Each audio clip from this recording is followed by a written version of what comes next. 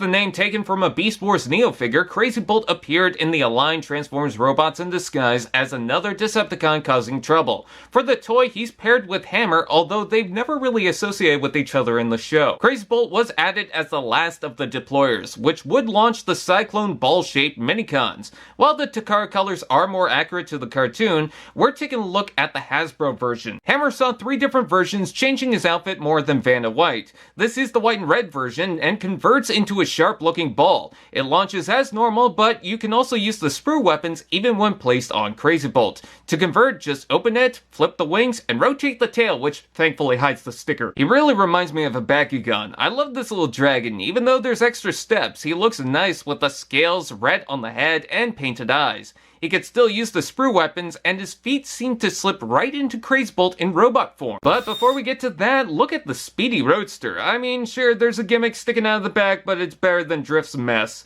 Also on mine, there's a joint that's the same on the opposite side, and that misassembly affects the tabs, but no biggie. I love how massive the front is compared to the windows and spoiler. Check out the painted headlights, overblown engine, and the way the feet setup works. With the tab underneath placed on the ground, you can launch any of the Cyclone figures. For storage, you can also tab them on the side. This is a wicked looking speedy vehicle that feels like it could work under any race. Seriously, why is it not in the Velocitron line? I doubt it's street legal in every possible way. Robot mode.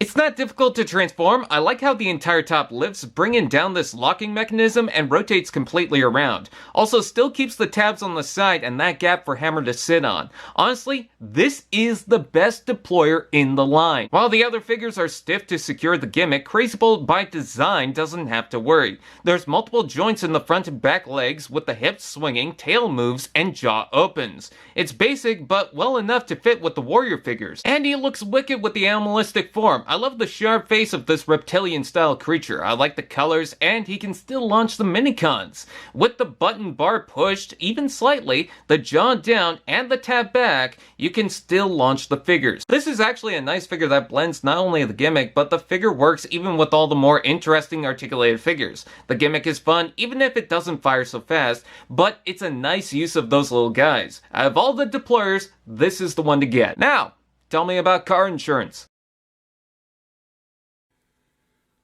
Allspark TV. Now that's just prime.